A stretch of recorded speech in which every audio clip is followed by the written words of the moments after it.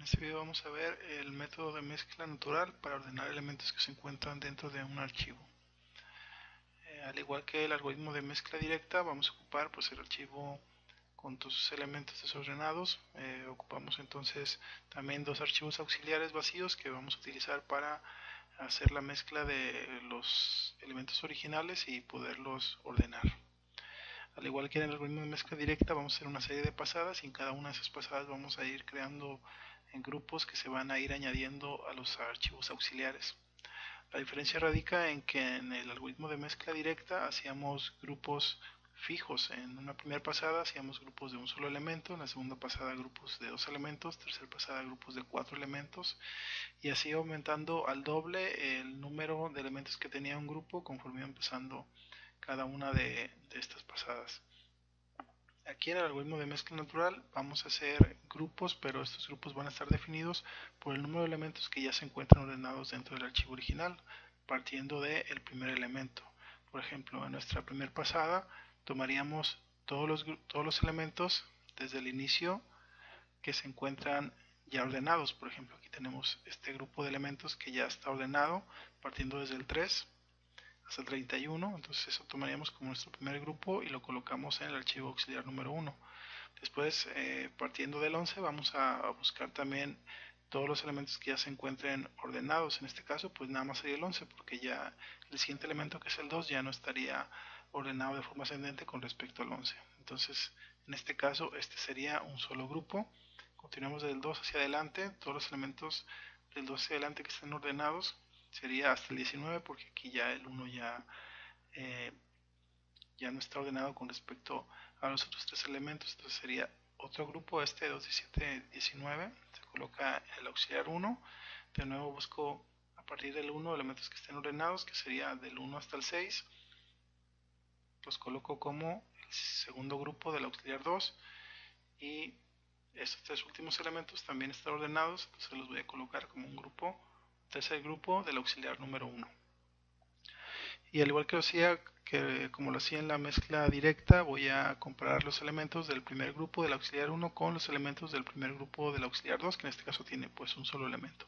Comparo entonces el 3 con el 11, el más pequeño es el 3, se pasa al 3, el 5 con el 11, el más pequeño es el 5, se pasa por lo tanto el 5 al archivo original, 11 con 9, pasa el 9, 11 con el 12, pasa el 11, y bueno, todavía me queda el 12 y el 31 del primer grupo del auxiliar 1, pero como ya no hay elementos en el primer grupo del auxiliar 2, se pasan directamente estos elementos.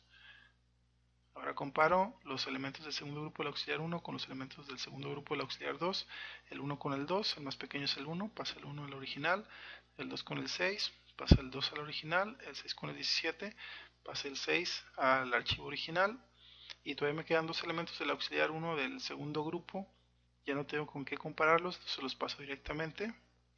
Después me quedan eh, el tercer grupo del auxiliar 1, pero el auxiliar 2 no tiene un tercer grupo, por lo tanto paso los elementos de este grupo directamente al archivo original. Y así termina mi primer pasada. Vamos a la segunda pasada. De nuevo, partiendo del 3, voy a tomar todos los elementos que ya estén ordenados, que en este caso pues sería desde el 3 hasta el 31. Los paso directamente al archivo auxiliar 1. Ahora partiendo del 1 voy a buscar todos los elementos que ya estén ordenados, que sería desde el 1 hasta el 19. Y ese sería mi primer grupo del auxiliar 2. Me quedan tres elementos más que también están ordenados y lo pasaría como un segundo grupo para el auxiliar 1.